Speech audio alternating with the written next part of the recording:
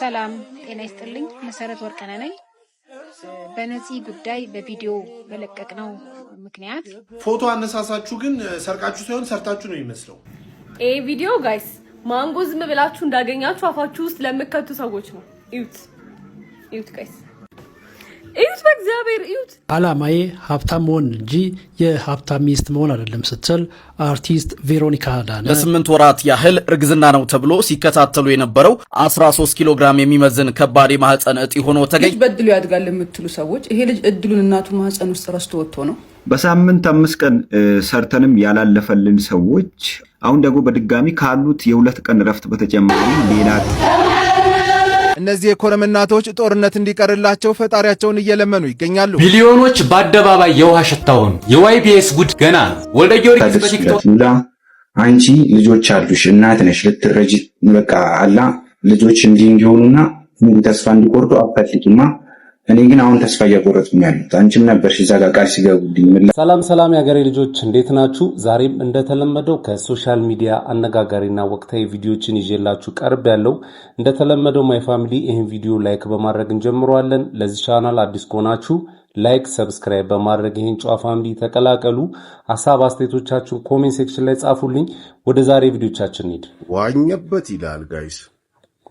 የቾኮሌትን የህይወት ታሪክ ካወራኋችሁ ሁለተኛ ስለማትበሉ መጀመሪያ ከስር ያለውን አካውንት ሁለቱንም ፎሎ አድርጉ። እንደነገርኳችሁ ቾኮሌት ይውላችሁ ማለት የሚሰራበት መንገድ አለ የተሻለ ነው የሚባለው ቾኮሌት ግን እውነት ለመናገር ፈልጌ ያጥቼው ነው ፋይል ውስጥ ንጹህ የከብት ጽዳጅ የሆነ አይነት ምግብ እንዲበሉ ተደርጎ ንጹህ የከብት ጽዳጅ ሁላ የሚገባበት የቾኮሌት አይነት አለ። እዚህ ቪዲዮ መጨረሻ ላይ ማስቀምጥላችሁ ቪዲዮ ኢቭን በጣም ብራንድ የሆነ ቾኮሌት ቆረስ ተደርጎ በእሳት እንዲቀልጥ ወይ እንዲሞክ ሲደረግ መጨረሻ ላይ የሚሆነውን ሁላ ታያላችሁና የቾኮሌት የህይወት ታሪክ ማሸጊያውን አሳምሮ የሆነ ነገሩን አሳምሮ እንደዚህ ነው ፋብሪኬትም ሲደረግ ፕላስ ደግሞ ጀስት ቤተ ሙከራ ውስጥም ባላንስ ሲሰሩ ምን ከምኑ እንደሚያጋጩት ዊዶን ነው አናውቅም። በክኖር ማሸጊያ ራሱ ሆነ ነገር ሲሸጥ የወጥ ማጣፈጫ ተብሎ አየው ጀስት ማሸጊያው የሌላ ካምፓኒ የጀርመን ሀገር ያለ ካምፓኒ እዚህ ያለው አስመጪ ነው አያገባህም ማለት ሃይር የሆነ ነገር ከሰራህ እኮ አንተ ሳትነግረን እንመሰክራለን ጋይስ። ስለዚህ ኤኒሃው የቾኮሌት የህይወት ታሪክ ይህንን ይመስላል። መጨረሻ ላይ ያለችውን በሰዓት ስትቀልጥ ያለችውን ቪዲዮ ይዋት ፎሎ አደረጋችሁልኝ። መልካም ከሰዓት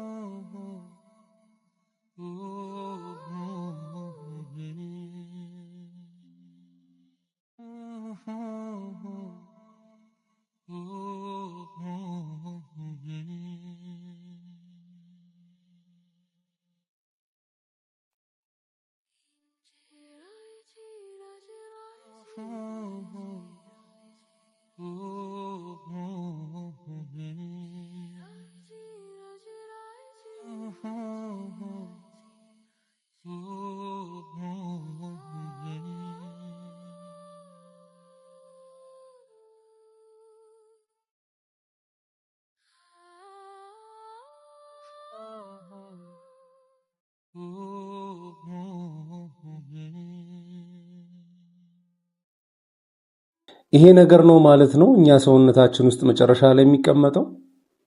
እኔ ዝግነን ነው ያለኝ ጋይስ። ገና ከመጀመሪያው ሰውየው ሲዋኝበት ነው የዘገነነኝ። ቾኮሌት እንግዲህ በአብዛኛው ወጣቶችና ህፃናት ናቸው የሚጠቀሙት እና ወላጆች ለልጆቻችሁ እንግዲህ ከዚህ በኋላ ቾኮሌት ምንም ጥቅም እንደሌለው የጤና ጠንቅ እንደሆነ ልታውቁ ይገባል። እሱ ብቻ አይደለም፣ አሁን ላይ የመጣ አንድ ማንጎ አለ እና ከሱ ውስጥ የሚወጣ ነገር አለ። እስኪ ላሳያችሁ እሱን ቪዲዮ። ቪዲዮ ጋይስ ማንጎ ዝም ብላችሁ እንዳገኛችሁ አፋችሁ ውስጥ ለምከቱ ሰዎች ነው። እዩት ጋይስ እዩት፣ በእግዚአብሔር እዩት። እኔ ማለት እንዳጋጣሚ እስቲ ቆይ ሊያው ብዬ እየከፋፈልኩኝ ስበላ እዩት ጋይስ እዩት። እነዚህ ሁሉ ከዚህ ማንጎ ውስጥ ነው እንደዚህ እየፈለኩኝ ያወጣኋቸው። እዩት ወይኔ እና እያያችሁ ብሉ፣ በቃ እያያችሁ ብሉ። እኔ ማንጎ እንዴት እንዳስጠላኝ እያያችሁ ብሉ። ሶሪ ለማንኛውም እናንተንም ይጠቅማችኋል ብዬ ነው እንደዚህ አይነት ቪዲዮ ማመጣላችሁ። እንዳያችሁት ነው ይሄ የውጭው ማንጎ ይመስለኛል፣ ያበሻው አይደለም። ያው ያበሻውም ሊኖርበት ይችላልና በጣም በጥንቃቄ ነው መመገብ ያለባችሁ በዚህ ሰዓት። ሆኖ ግን እናንተ መንገድ ላይ ፍራፍሬ ስትገዙ ወይ ደግሞ ጁስ ቤት ሄዳችሁ ጁስ ስትጠጡ ንጹህ ጁስ ነው እየጠጣው ያለሁት ብላችሁ ታስባላችሁ? የእውነት እስቲ ንገሩኝ በእናታችሁ። ከዛሬ ጀምሮ ምንም አይነት ፍራፍሬ ስትበሉ ማንጎም ሊሆን ይችላል፣ አቮካዶም ሊሆን ይችላል፣ ምንም አይነት ነገር ስትጠጡ ሆዳችሁ ውስጥ የሚቀመጠው ፍራፍሬ ብቻ ሳይሆን ትላትል ሊሆን ይችላል። እሱም በደንብ አድርጋችሁ መረዳት አለባችሁ። ተመልከቱት፣ ይህን ቪዲዮ ተመልከቱት። ይህ ቪዲዮ በጣም ብዙ ሰው ነው የላከልኝ። ይሄ ቪዲዮ ላይ እቺ ልጅ ይሄንን ማንጎ ገዝታ እንግዲህ ትቆርጠዋለች፣ ቤቷ ማለት ነው። የምታገኘውን ትላትል ውስጡ ተመልከቱት። እሷ እድለኛ ሆና ቤቷ ገዝታ ይሄን ነገር ቆርጣ ስላገኘችው ነው እንጂ ስላጋጠማት ነው እንጂ እናንተ ጁስ ቤት ሄዳችሁ ፍሬሽ ነው ተብሎ የምትጠጡትን የትላትል ጁስ እንግዲህ መገመት ትችላላችሁ። በምን ታውቃላችሁ? ንጹህ ይሁን አይሁን በምን ይታወቃል? ስንቶቻችንን እስካሁን ድረስ የትላትል ጁስ እየጠጣን እየከረም ነው? አስቡበት እስቲ። የግብርና ሚኒስቴር፣ የጤና ጥበቃ ሚኒስቴር እንደዚህ አይነት ነገር ሲሸጥ መንገድ ላይ የት ነው ያለው? ቁጥጥሩስ የት ነው? ማወቅ እንፈልጋለን። እንደዚህ አይነት ነገር ላይ ልንጠነቀቅ ነው የሚገባው፣ ልንተባበር ይገባል። ለምትወዱት ሰው ሼር አድርጉት፣ እስቲ እንወያይበት። ምንድን ነው የሚሻለው? በዚህ ሰዓት በሰፊው የምታገኙት ማንጎ ይሄንን ነው። አዲስ አበባ ውስጥ በተለይ ይሄ ማንጎ ብቻ ነው የሚገኘው፣ ያበሻው የለም። መንግስት ራሱ ቅዳሜና እሑድ አትክልት እንዲሸጡ በየቦታው ያስቀመጣቸው ነጋዴዎች አሉ። እነሱ ጋር ራሱ የምታገኙት ይሄንን ማንጎ ነው። ከዚህ በፊት ምናልባት ሶሻል ሚዲያ ላይ አይታችሁ ሊሆን ይችላል። አንዲት ልጅ ከኩዊንስ ሱፐር ማርኬት ይህንን ማንጎ ገዝታ ከውስጡ ያወጣችው ትል ብዛት ልነግራችሁ አልችልም። እና ይሄ ማንጎ ለጤና ጠንቅ ስለሆነ ያው ዘሩ ወይ ምርቱ ሊወገድ ይገባል ብዬ አስባለሁ። እስኪ እናንተ ምን አይነት ሐሳብ አስተያየት አላችሁ? ኮሜንት ሴክሽን ላይ ጻፉልኝ። እና ኢቢኤስ ላይ ከዚህ በፊት የዛሬ 4 ዓመት አንድ እናትና ልጅ ቀርበው ነበረ ለመረዳት። በሰዓቱ ነፍሱን ይማረውና አስፋው መሸሻ ነበረ፣ ሉላ ገዙ ነበረች፣ አንድ ደግሞ ማነው ስሟ ረሳኋት፣ ወደ አሜሪካ ሄደች ልጅ አለች። እነሱ ነበሩ እና ቃል የተገባልን ነገር አልተፈጸመልንም ብለው ከ4 ዓመት በኋላ አንድ ፖድካስት ላይ ቀርበው ክሳቸውን አቅርበዋሉ።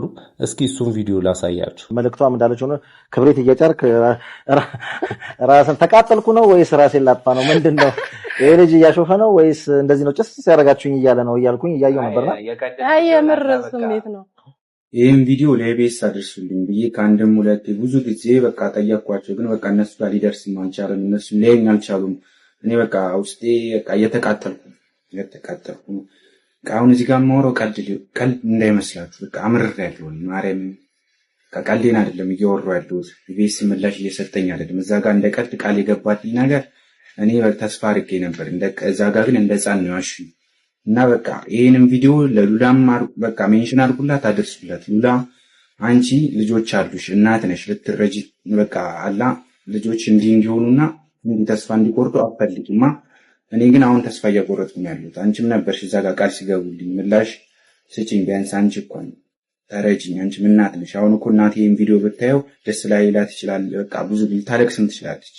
ግን እዚህ ጋር ቤተሰብ እናቴ እያየችኝ አይደለም ይሄን ቪዲዮ የምቀርጽ እና እባካችሁ በቃ ለምናችሁ የኢትዮጵያ ሕዝብ ተረዱ እና ቤት ስጋ አድርሱልኝ፣ ምላሽ ይስጠኝ። እኔ ቢያንስ ካለሁበት ከፍ ያደርገኛል። እነሱ ቃል የገቡልኝ ግን እስከዛሬ ድረስ ብዙ ጊዜ ጠበቅኳቸው፣ ግን ምላሽ ሊሰጡኝ አልቻሉም። እና ከዚህ ነገር ይብሳል። እኔ ገና ብዙ እርምጃ ልወስድ እችላለሁ። አድርሱልኝ። የሚረዳኝ ሰው ሳጣ በቃ መግባት ደግሞ አሁን ደግሞ እድሜ ግዴታ ክለብ መግባት አለ። ይሄ ነገር እንዳመልጠኝ ደግሞ በቃ ኢትዮጵያ ሕዝብ እንዲሰማኝ እና ግዴታ ይሄ ነገር ትኩረት ለመሳብም ነው። ዝም ሲሉኝ እድሜም እየሄደ ነው። ይሄ ነገር ሳይረፍድ ቶሎ ወደዛ ልግባ ብዬ ነው እና የወሰድኩት ውሳኔ። ውስጤም እንደዚህ በልጅነቴ በቃ ሳያረጉልኝ እንትን ማለት በጣም ከበደኝ። ስለዚህ በቃ ምንም አማራጭ ሳጣ እንደው ሰውነት ቢሻው ጋር ሄዳችሁ አናግራችሁ ነበረ? አናገራችኋለሁ። ለእኔ አልተደወለልኝም። ከኢቢኤስም የተነገረኝም ነገር መልእክት የለም አሉ ጋሽ ሰውነት። እንደው ግን በዛው ግን እድሉን እንዲሰጥህ አልሞከረም ነበር? ልህ እንኳን ልሞክርህ አላሉ? በቃ እሳቸውማ በቃ ከ30 ልጅ በላይ በወሬያችሁ ውስጥ ገባው ከ30 ልጅ በላይ ይማሰለጥነዋል አሉ በነፃ።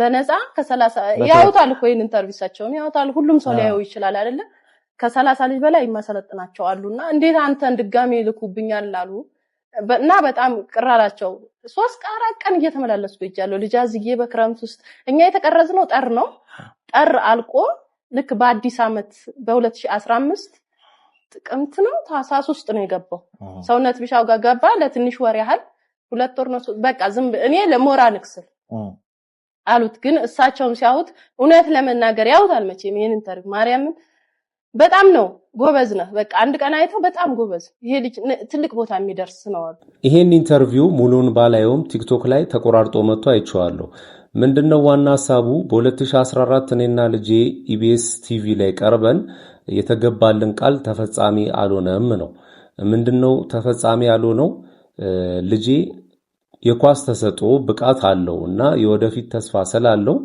እነሱ ፕሮጀክት ውስጥ እናስገባሃለን ብለውት ነበር ዳዊት እስጢፋኖስ ጋር ወይ ደግሞ ሰውነት ቢሻው ጋር ገብተት ሰለጥናለ ተብሎ ነበርና ያ ነገር ተግባራዊ አልሆነም ይያሉ ነበር የዛን ሰዓት ላይ ለሷ 60,000 ብር መንቀሳቀሻ እንዲሆናት ተሰጥቷት ነበር ከዛ ተመላልሰው ኢቢኤስ ቲቪ ጋር ተመላልሰው ልጄን ኳሱን አስጀምሩልኝ ይያሉ ነበር ከዛ ለሰውነት ቢሻው ደውለንለታል ሄደሽ አናግሪው ተባሉ ሄደው አናገሩት እኔ ማንንም የደወለልኝ የለም ሰምታችሁታል ቪዲዮ ላይ እኔ ማንንም የደወለልኝ የለም ብለው ከዛ ግን ሰውነት ቢሻው 2 ወር አሰልጥኖት ነበር ያ 2 ወር እኔ እንደማስበው ከሆነ የመገምገሚያ ጊዜ ነው ብዬ ነው ማስበው ልጁ ከ2 ወር በኋላ እዛ ፕሮጀክት ውስጥ መቀጠል አልቻለም ሰውነት ቢሻውም ጥሩ ተስፋ ሰጥቶት ሸኝቶታል እንደኔ ግን ልጁ ጥሩ ብቃት ቢኖረው ኖሮ ሰውነት ቢሻው የሚለቀው አይመስለኝም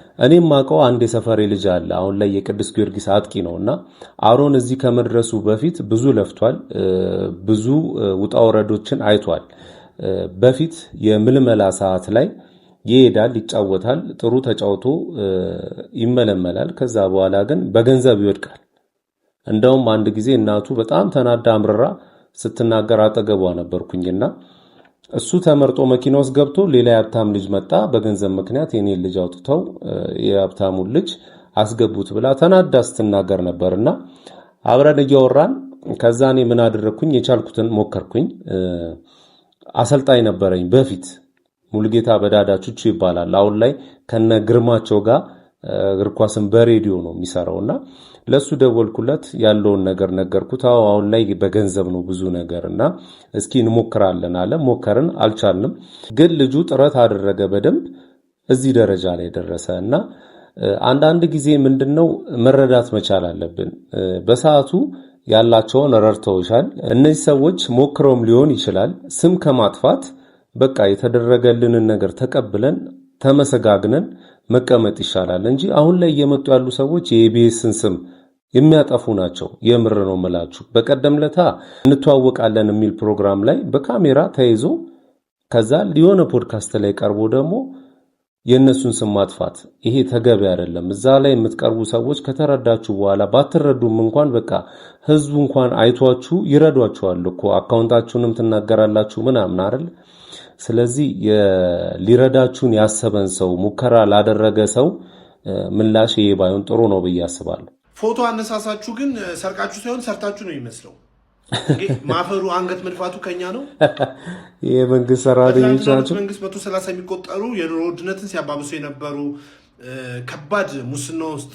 የተሳተፉ ሀገርን ኢኮኖሚ ለማናጋት ሲተጉ የነበሩ 130 ወንጀለኞችን አስሯልና እዛ ላይ ፎቶ አነሳሳቸውን አይታችኋቸው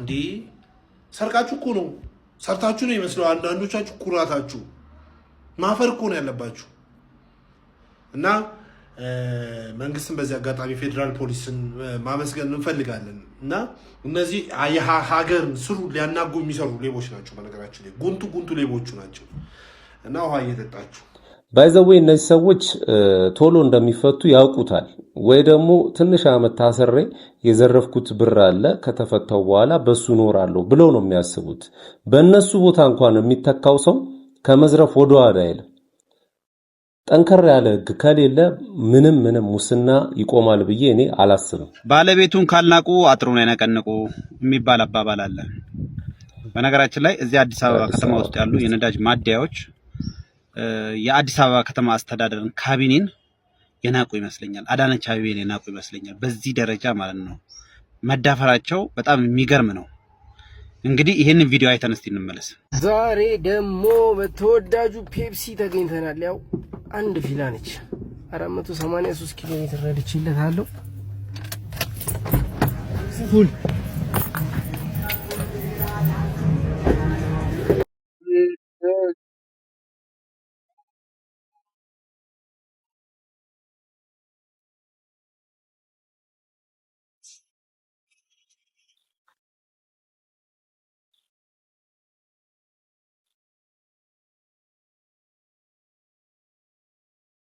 እንዴ እየቀለደ ነው።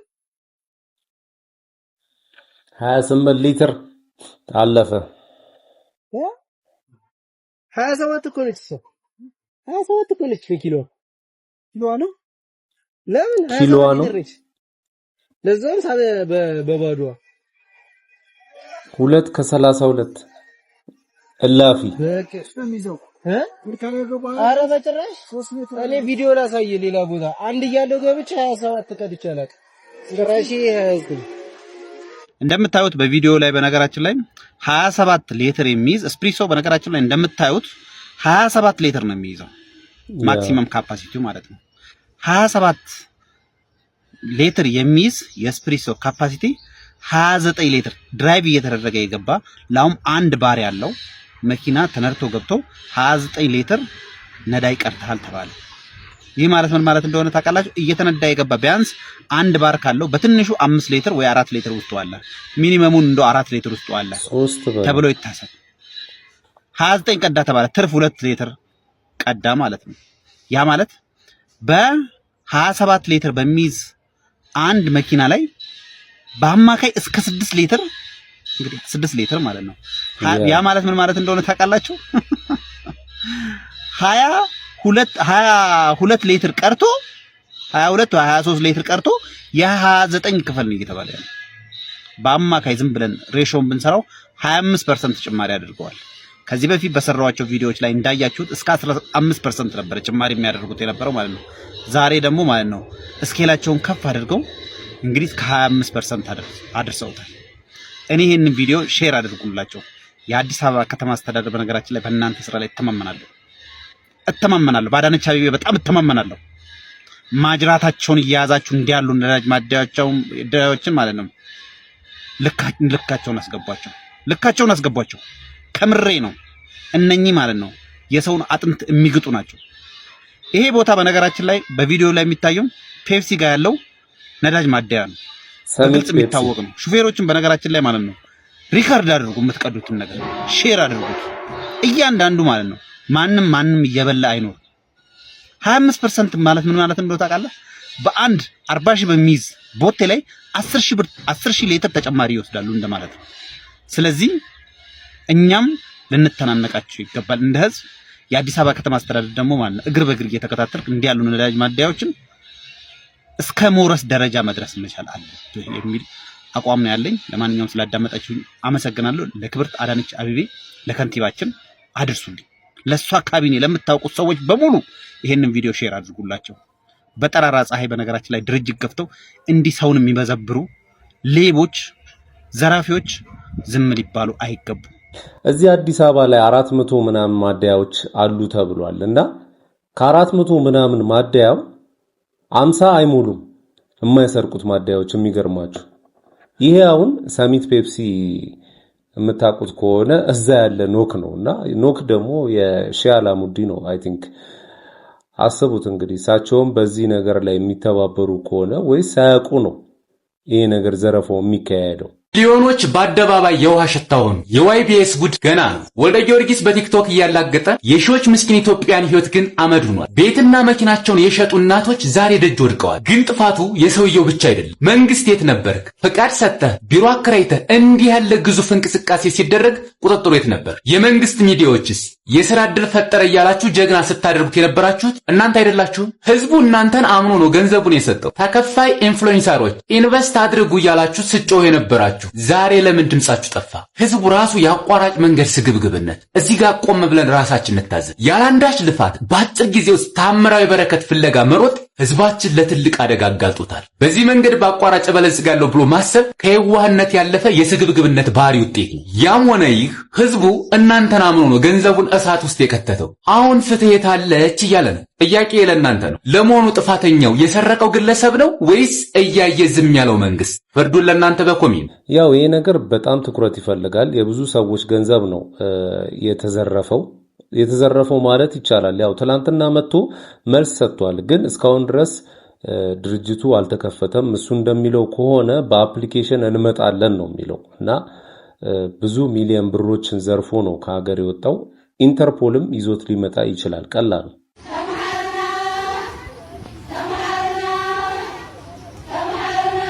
እነዚህ የኮረም እናቶች ጦርነት እንዲቀርላቸው ፈጣሪያቸውን እየለመኑ ይገኛሉ። በአካባቢው ላይ አሁን ውጥረቱ መባባሱን ተከትሎ እናቶች በዚህ መልኩ ድምፃቸውን ለፈጣሪ ብቻ እያሰሙ ይገኛሉ። ኮረም ካለማጣ ወጣ ብሎ ግራ ካሶ የሚባለውን ዳገት ከወጡ በኋላ የሚገኝ ከተማ ነው። አሁን ላይ በአካባቢው ያለው ውጥረት ወደ ሰላም እንዲመለስ መልካም ምኞታችን ነው። በዚህ ሰዓት በትግራይ የሚሰማው ነገር ደስ አይልም። ያው ጦርነቶችም ተጀምረዋል እና ሀገራችንን ሰላም እንዲያደርግልን ፈጣሪን ሁላችንም እንለምነው። ሰላም ጤና ይስጥልኝ። መሰረት ወርቅነህ ነኝ። በነፂ ጉዳይ በቪዲዮ በለቀቅነው ምክንያት ታስረን ነበረ። አንድ ተለቀናል። እግዚአብሔር ይመስገን። ለጠየቃችሁን፣ ለተጨነቃችሁ፣ ቤት መታችሁ ላጽናናችሁን በሙሉ እግዚአብሔር ይስጥልን። እናመሰግናለን። እግዚአብሔር ክብሩን ይሰጥ።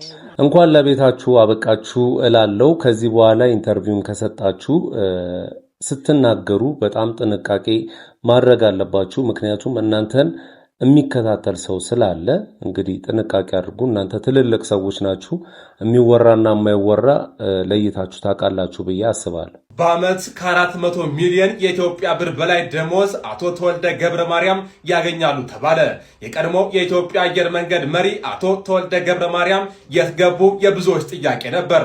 አቶ ተወልደ የህንድ ግዙፍ አየር መንገድ ኤር ኢንዲያ ዋና ስራ አስፈጻሚ ሆነው መሾማቸው ተረጋግጧል። ደሞዛቸው በይፋ ባይነገርም የቀድሞ ስራ አስፈጻሚ በዓመት እስከ 27.7 ክሮር ሩፒ ወይንም በኢትዮጵያ ብር ከ400 ሚሊዮን ብር በላይ ይከፈላቸው ነበር ተብሏል። የአቶ ተወልደ ደሞዝም ከዚህ ያንሳል ተብሎ አይገመትም። በስንቱ የተሰኘው ተወዳጅ የቴሌቪዥን ድራማ በህግ አደባባይ ፈጥሮት የነበረው ውዝግብ በመጨረሻም እልባት አግኝቷል። ኢቢኤስ ዘሀበሻ መረጃዎችን ከየት ነው የሚያገኘው በሚል በፍርድ ቤት ክስ ቢያቀርብም መዘገባችንን አላቆምንም። ታሪኩ የሚጀምረው የስር ፍርድ ቤቱ የፌዴራል የመጀመሪያ ደረጃ ፍርድ ቤት ግንቦት 12 ቀን 2018 ዓ.ም ባሳለፈው ጊዜያዊ የእገዳ ትዕዛዝ ነበረ። በወቅቱ ኢቢኤስ እና ሲልቨር ስፕሪንግ ፕሮዳክሽን እና ፕሮሞሽን ከድራማው ደራሲ ጋር በገቡት ውል መሰረት ጉዳያቸው በግልግል ዳኝነት እየታየ ነበረ። ሆኖም ፍርድ ቤቱ በዚህ ክርክር ውስጥ ፈጽሞ የሌለበትን ሶስተኛ ወገን ይኸውም ቻናል 1 ቲቪን ድራማውን እንዳያስተላልፍ በጊዜያዊነት በማገዱ ነገሮች ተወሳሰቡ። በዚህ ያልተጠበቀ እገዳ ግራ የተጋባው ቻናል 1 ቲቪ ፍትህን ፍለጋም ወደ ፌዴራል ከፍተኛ ፍርድ ቤት አቀና። ይግባኝ ባዩ ቻናል 1 ለችሎቱ ሲያስረዳ እኔ በግልግል ዳኝነቱም ሆነ በውል ክርክር ውስጥ ምንም አይነት ተሳትፎ አልነበረኝም። እኔም ባላሳተፈና የጽሁፍ አቤቱታ እንኳን ባልቀረበብኝ ሁኔታ የተሰጠው ይህ የእገዳ ትዕዛዝ የህግና የስርዓት ግድፈት ያለበት ነው በማለት የነገሩን ኢፍትሐዊነት አብራራ። እገዳውም እንዲነሳለት ጠየቀ። ይህንን የይግባኝ አቤቱታ የተቀበለው የፌዴራል ከፍተኛ ፍርድ ቤት የሰበር ምድብ 5ኛ ፍትሐ ብሔር ይግባኝ ችሎት የቻናል 1 ቲቪን እና የመልስ ሰጪዎችን የኢቢኤስ እና ሲልቨር ስፕሪንግ ፕሮዳክሽን እና ፕሮሞሽን መዝገብ በጥልቀት መረመረ። በመጨረሻም ፍርድ ቤቱ ሚዛኑን ወደ ቻናል 1 በማዘንበል ይግባኝ ባዩ በሁለቱ ወገኖች መካከል በነበረው የግልግል ዳኝነት ተሳታፊ ባልሆነበት ሁኔታ የስር ፍርድ ቤት በሱ ላይ የጊዜያዊ እገዳ ትዕዛዝ መስጠቱ የህግና የፋክት መሰረት የሌለው ሆኖ ተገኝቷል የሚል ወሳኝ ብይን ሰጠ። በዚህም መሰረት የስር የፌዴራል የመጀመሪያ ደረጃ ፍርድ ቤት ግንቦት 12 ቀን 2018 ዓ.ም አሳልፎት የነበረው ድራማው በቻናል 1 ቲቪ እንዳይታለፍ የሚለው የእገዳ ትዕዛዝ ሙሉ በሙሉ እንዲሻር ተወሰነ። የፍርድ ቤቱም ቋሚ ችሎት ውሳኔ ሲያጠናቅቅ ሁለቱም ተከራካሪ ወገኖች ለሂደቱ ያወጡትን የየራሳቸውን ወጪና ኪሳራ ራሳቸው እንዲችሉ በማዘዝ የበስንቱን የህግ አደባባይ ትረካ መቋጫ አድርጎታል። በስንቱ ፍትህ አግኝቷል። አላማዬ ሀብታም መሆን እንጂ የሀብታም ሚስት መሆን አይደለም ስትል አርቲስት ቬሮኒካ አዳነ ገለጸች። ታዋቂዋ አርቲስት ቬሮኒካ አዳነ በህይወትና በስራ ስኬቶቿ ዙሪያ በሰጠችው አዲስ አስተያየት በራሷ ጥረትና ልፋት ከፍተኛ የፋይናንስ ነጻነት ለማሳካት ዋና ግቧ እንደሆነ ገልጻለች። አርቲስቷ ሌሎች ሰዎችን በመጠቃት ወይም በጋብቻ ጥላ ስር በመሆን ሀብትን መሻት ይልቅ በራሷ ሙያዊ ጥረትና ትጋት የስራ ፈጠራ የተሟላ ሀብት ማፍራትም እንደምትፈልግ አጽንኦት ሰጥታ ተናግራለች። ይህ አርቲስት ቬሮኒካ አስተያየት በተለይም በሴቶች ዘንድ የራስን አቅም ማጎልበት፣ ራስ መተማመን ማዳበርና በኢኮኖሚ ራስን የመቻል አስፈላጊነት የሚያጎላ በመሆኑ በማህበራዊ ሚዲያና በመዝናኛው ዘርፍ ሰፊ መነጋገሪያ ሆነዋል። ለ8 ወራት ያህል እርግዝና ነው ተብሎ ሲከታተሉ የነበረው 13 ኪሎ ግራም የሚመዝን ከባድ የማህፀን እጢ ሆኖ ተገኘ። በ20 ዓመት ወጣት ላይ የተከሰተውና ቤተሰቦቿን ጭምር ግራ ያጋባው አስደናቂውን ታሪክ ልንገራችሁ። ታካሚዋ ሆዷ እያደገ በመምጣቱ ምክንያት ያረገዘች መስሏት የነበረ ቢሆንም ከቅርብ ቀናት ወዲህ ከፍተኛ ህመም መሰማት ሲጀምር ወደ ሕክምና ተቋም አምርታ ባደረገችው የአልትራሳውንድ ምርመራ ትልቅ የኦቫሪያን ሲስት ወይም ሂውጅ ኦቫሪያን ሲስት መሆኑ ተረጋገጠ። በዶክተር ወንድማገኝ ሲሳይና ቡድናቸው በተደረገ ስኬታማ ቀዶ ሕክምና 13 ኪሎ ግራም የሚመዝነው እጢ በሰላም ሊወገድላትም ችሏል። ዶክተሩም መሰል ብዥታዎች ሲኖሩ የጤና ባለሙያዎች በጊዜ ለአልትራሳውንድ ምርመራ እንዲልኩ አሳስበዋል። የህክምና ቡድኑ ላደረጉት ድንቅ ጥረት አድናቆታችሁንም ጻፉልኝ። ምን አይነት ዶክተር ነው? ቆይ ልጅ ሲሆን ያስታውቃል አይደል? ወይስ ልጁ አድጎ አድጎ እጢ ሆኖ ተቀይሮ ነው? አትሌቶቹ ጠፍተዋል ወይንስ ደግሞ አልጠፉም? የበርካቶች ጥያቄ ነው። ነገር ግን በዛሬው ዕለት በርካታ አትሌቶችና አሰልጣኞቻቸው በቦሌ ዓለም አቀፍ አውሮፕላን ማረፊያ ተገኝተዋል። እንዲሁም ደግሞ ከአሜሪካ ተመልሰዋል። ደማቅ የሆነ አቀባበልም ተደርጎላቸዋል። በአሜሪካ ኦሪገን ሲካሄድ የነበረው የ2026 ከ20 ዓመት በታች የአትሌቲክስ ሻምፒዮንም እንግዲህ ኢትዮጵያውያን አትሌቶች ሲሳተፉ ነበረ። እንዲሁም ደግሞ የወርቅና የብር እንዲሁም የናስ ሜዳሊያዎችን ማስገኘት ችለው ነበረ። በዛሬው ዕለትም እንግዲህ በርካታ አትሌቶችና አሰልጣኞቻቸው ወደ አዲስ አበባ ተመልሰዋል። እየተወሰኑት እንዳልተመለሱ የተገለጸ ቢሆንም እንኳን አትሌቶቹ ጠፍተው ነው ወይስ ደግሞ አልጠፉም የሚለው መረጃ ግን በኢትዮጵያ አትሌቲክስ ፌዴሬሽንም አልተገለጸም። እንዲሁም ደግሞ ምንም አይነት መረጃና ማረጋገጫ የለም። በርካታ መረጃዎች ግን በትናንትናው ዕለት ማለት ነው አትሌቶች እንዲሁም ደግሞ አሰልጣኞች ጠፍተዋል የሚሉ መረጃዎች የተዘዋወሩ ቢሆንም እንኳን በዛሬው ዕለት ማለት ነው በርካታ አትሌቶች ወደ ሀገራቸው ተመልሰዋል። እየቀሩ ቢኖርም እንኳን ስለነሱ አትሌቶች መጠፍተው ይሁን እንዲሁም ደግሞ ጉዟቸውን አራዝመው የሚታወቅ እንዲሁም የተገለጸ ነገር የለም። እነዚህ አትሌቶች ሰሞኑን አነጋጋሪ ሆነው ነበረ። አሁን ላይም ቀሪ አትሌቶች አሉ እና እነሱ ጉዟቸውን አራዝመው ነው ይመለሳሉ ተብሏሉ። እንግዲህ ቀኑ ሲደርስ ማቀርበው ይሆናል። እኔ አላምርም፣ እኔ ቆሻሻ ነኝ፣ እሷ ግን ቆንጆ ናት። ይህንን አሳዛኝ ንግግር ፈገግ እያለ እንደ ቀልድ የተናገረው ይህ ምጡቅ አእምሮ ያለው ብላቴና ዛኪር ነው። ዛኪር ሰሞኑን ለየት ባሉ ነገሮች ማህበራዊ ሚዲያውን ተቆጣጥሮታል። በተለይም ይህ ቪዲዮ የበርካቶችን ልብ ነክቷል። ዛኪር በአንድ መጫወቻ ስፍራ እየተጫወተ ሳለ እኔ አላምርም፣ እሷ ቆንጆ ናት፣ እኔ ግን ቆሻሻ ነኝ ሲል ተደመጠ። በርካቶችም አዘኑ።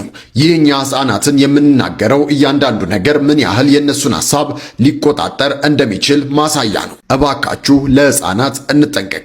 የዛኪርን ቪዲዮ አይታችሁ ምን ተሰማችሁ? ሐሳባችሁን ኮመንት ላይ አጋሩኝ። እኔ ኦሪጂናሉን ቪዲዮ አይቼው ነበርና ሕፃኑ እንደዛ ብሎ ሲናገር በጣም ነው የደነገጥኩት። እግዚአብሔርን ይሄ ልጅ በጣም በዛ ቢባል 5 ዓመት ቢሆነው ነው። 5 ዓመት ራሱ ይሞላዋል ብላችሁ ነው? አያት ማናት ምናምን ሲሉት የሚያጫውቷቸው ሰዎች ታምራለች፣ አንተም እኮ ታምራለህ ይሉታል። ኧረ እኔ አላምርም፣ እኔ ቆሻሻ ነኝ አለ። አስቡት ከዚህ ሕፃን እንደዚህ አይነት ቃል ሲወጣ። ልጅ በእድሉ ያድጋል የምትሉ ሰዎች ይሄ ልጅ እድሉን እናቱ ማህፀን ውስጥ ረስቶ ወጥቶ ነው እንዲህ የሚሆነው? ወይስ 120 ሚሊዮን የኢትዮጵያ ሕዝብ ድሃ የሆነባት ሀገር እያንዳንዳችን እድላችንን ገላ ከላይ ስንመጣ ትተነው መተን ነው መንገድ ላይ? ይሄ ልጅ ክፋታችሁና ጭካኔያችሁ ማለት ነው ወደር አልባ ነው። ወደር አልባ ጫፍ የለውም ክፋታችሁ። ባለፈው ለታ ህፃን ልጅ ተሸክማ እንደዛ የምትሆን እናት እያሳየው ቪዲዮ በሰራሁበትኝ እያንዳንዱ ህፃን የራሱ እድል አለው። እድል ይዞ ነው የሚመጣው። እና እንደዚህ አይነት እድል አለ። ሲመጣ ማስቲካ ነጋዴ መንገድ ላይ እንደዚህ እንቅልፍ የሚደፋው ልጅ ለመሆን ፈልጎ ነው የመጣው። ለምንድን ነው ሌሎች ሀብታም ሀገራት ላይ ስካንዲኔቪያ ካንትሪ ወይም ደግሞ የተለያዩ ትልልቅ ዓለማት ትልልቅ አህጉሮች ውስጥ ሀብታም የተባሉ ሀገራት ውስጥ ህፃናት እንዲህ ሲሆኑ ማናየው? ኦኬ እነሱ እድላቸው ይዘው መጥተው ነው። ይኸው ጥቅስና ተረት የሚያበዛ ህዝብ ሰነፍ ነው። በቃ ስንፍናውን በጥቅስ ስንፍናውን በተረታ ተረት በምሳሌ ንግግር እየሸፈነ ሰነፍ መሆኑን ላለመቀበልና ብቻ በግልጽ አማርኛ ሰው እድሉን ይዞ አይመጣም። እድል ይዞ የሚወለድ ልጅ የለም። የድሃ ቤት የሚወለድ ልጅ ድሃ ነው የሚሆነው። የሀብታም ቤት የሚወለድ ልጅ ሀብታም ነው የሚሆነው። ሶ ህፃናትን አምጥታችሁ እንደዚህ አቢዩዝ ከማድረጋችሁ በፊት የጉልበት ብዝበዛ፣ የስነ ልቦና ጉዳት፣ አካላዊ ጉዳት እንዲደርስባቸው ከማድረጋችሁ በፊት እናንተም ያለፋችሁበትን መንገድ ላለመድገም እባካችሁ አትሊስት ስሩ። ካልሰራችሁ አትውለዱ። እናንተ በቀን 3 መብላት የማትችሉበት ሀገር ውስጥ ልጅ አምጥታችሁ እንደዚህ ድፍት እስከሚል ድረስ እንዲሰቃይ አታድርጉ። በየጎዳናው ያሉት ህፃናትን ተው፣ በቃ ተው። ታውቃላችሁ አሁን ላይ እኔ ድሃ መውለድ የለበትም የሚለውን ሐሳብ እየተቀበልኩት ነው። ለምን ልጆች ተወልደው እንደዚህ የሚሆኑ ከሆነ ባይወለዱ መርጣለሁ እኔ። እውነት ነው፣ ድሃ ባይወልድ ይሻላል እንደዚህ የሚሆኑ ከሆነ። ግን ደግሞ አድገው ሀብታም ቢሆኑ ቢለወጡ ምን ልንል ነው? በሳምንት 5 ቀን ሰርተንም ያላለፈልን ሰዎች አሁን ደግሞ በድጋሚ ካሉት የ2 ቀን ረፍት በተጨማሪ ሌላ ቀን የረፍት ቀን ይሁን የሚል ጥያቄ በምክክር ኮሚሽኑ ተጠይቋል የሚል ወሬ እየሰማን ነው። በሳምንት 5 ቀን ሰርተን አላለፈልንም። ቢቻል እንደኔ ድህነታችንን እስክናሸንፍ ድረስ በሳምንት ውስጥ ያሉት 7 ቀናት የሥራ ቀናት ቢሆኑ አልጠላም። ሃይማኖታዊ ስርዓት የሚያካሂዱ ሰዎች ሃይማኖታዊ ስርዓት የሚያካሂዱበትን ቀን መርጠው ግማሽ ቀን ረፍት ቢሰጣቸው በቂ ነው። አሁን ይሄ ጥያቄ ስለተጠየቀ ነው ወይ ይሄንን የምትለው አንተ ሙስሊም ጠልነ የሚል ታርጋ ልትለጥፉብኝ እንደምትችሉ ይገባኛል። ግን እንደ ኢትዮጵያ ያለች ድህነትን እየታገለች ያለች ሀገር ዜጎቿ በሳምንት 7 ቀን ራሱ ሰርተው ቢያልፈላቸው ጥሩ ነው። ስለ ረፍት ቀናት ጠግበን ከበላን በኋላ ሀብታም ከሆን በኋላ ወደፊት ብናስበው የሚል ሐሳብ ነው ያለኝ እኔ። በሳምንት ያሉትን 7ቱንም ቀናት በስራ ብናሳልፍ ሃይማኖታዊ ስርዓት ያላቸው ሰዎች በሳምንቱ ካሉት ቀናቶች ውስጥ የራሳቸውን ቀናት መርጠው በእነዛ ቀናት ውስጥ የግማሽ ቀን ረፍት ቢሰጣቸው በቂ ነው። ከዛ በዘለለ ኢትዮጵያዊ አርፎ የረፍት ቀናት ተሰጥቶት ምንም የሚያመጣው ለውጥ የለም። የምንሰራው ስራ ካለ የሳምንቱ 7 ቀናቶች የስራ ቀናት ነው መሆን ያለባቸው። እንደውም በዚህ ሁኔታ ድህነታችንን ለማሸነፍ በምናደርገው ጥረት ፈጣሪም ይቀየመናል ብዬ አላስብም። ሶ ሜቢ ኮሚሽኑ ተወያይቶ ካጸደቀ 3ኛ የረፍት ቀን ኢዝ ሎዲንግ። ስለዚህ ቫኬሽን እረፍት ምናምን የምትወዱ ሰዎች 3ኛ የረፍት ቀን ሊጨምርላችሁ ስለሚችል ተስፋ ብታደርጉ ጥሩ ነው። የኔን አመለካከት ከጠየቃችሁኝ ግን እንደ ኢትዮጵያ ላሉ ድሃ ሀገራት የረፍት ቀን አይደለም የሚያስፈልጋቸው፣ ተጨማሪ የሥራ ቀን፣ ተጨማሪ ስራ ሰርተው ተጨማሪ ገቢ የሚያገኙበት ተጨማሪ የሥራ ቀናት እንዲኖሩ ነው የምፈልገው። የሃይማኖት ስርዓት፣ የአምልኮ ስርዓት በተወሰኑ ሰዓታቶች የተገደበ ነው። ስለዚህ በቀናቶቹ ሰዓታትን ገድቦ በመስጠት ሃይማኖታዊ ስርዓቶችን ማካሄድ ይቻላል፣ ሌላ ተጨማሪ የሃይማኖት ፉክክር ውስጥ ካልገባን በስተቀር። ስለዚህ ለኢትዮጵያውያን ተጨማሪ የረፍት ቀን መስጠት ማለት ከነበርንበት አብሶሉት ፖቨርቲ ወደ ከፋና ሌላ ደረጃ ወዳለው አብሶሉት ፖቨርቲ ነው የምንሄደው። ስለዚህ ኮሚሽኑም ለኢትዮጵያ የሚያስብ ከሆነ 3ኛ የረፍት ቀን ከመፍቀድ ይልቅ በሳምንት ውስጥ ያሉትን 7ቱንም ቀናቶች የሥራ ቀናት እንዲያደርግ የራሴን ሪኮመንዴሽን ማቅረብ እፈልጋለሁ። ይሄ የኔ ሐሳብ ነው፣ የግለሰብ ሐሳብ። ይመቻል። ችግሩ ምን መሰለ? አሁን በክርስትና እምነት ውስጥ ሰንበትን አክብሩ አትስሩ ይላል። ያው ሰንበት ማለት እሑድ ነው አይደለ? ቅዳሜ አይመስለኝም። ቅዳሜን ያካትታል እንዴ ጋይስ? እኔ እንጃ። እሑድ ብቻ ነው እኔ የሚመስለኝ። በእስልምና ደግሞ ጁማ አርብ ቀን አትስሩ የሚል ነገር አለ እና እዚች ጋር ሃይማኖቱ አለ፣ እምነቱ አለ፣ እዚች ጋር ደግሞ ድህነቱ አለ። ምርጫው የራሳችን ነው። እንደኔ ግን እኔ እምነቴ የሚያዘኝን ነገር ነው ማድረገው እንጂ ድህነቴ እኮ እምነቴ ላይ ጠንካራ ከሆንኩኝ ፈጣሪ ይረዳኝና ሀብታም ያረጋኛል። ሳልሰራም እኮ ሀብታም ያረጋኛል አይደል እንዴ? ዋናው በፈጣሪ እምነት መኖር አለበት ብዬ አስባለሁ። እስኪ እናንተን ሐሳብ አስተያየቱን ኮሜንት ሴክሽን ላይ ጻፉልኝ። ለማንኛውም ማይ ፋሚሊ ለዛሬ ያስኩላችሁ ቪዲዮ ይሄንን ይመስል ነበር። እንደተጠቀማችሁበት እንደወደዳችሁት ምንም ጥርጥር የለኝም። ሌላ ጊዜ በተሻለ ቪዲዮ እስከምንገናኝ ድረስ ማጣት አያግኛችሁ፣ ማግኘት አይለፋችሁ። ሰላም ሁኑልኝ።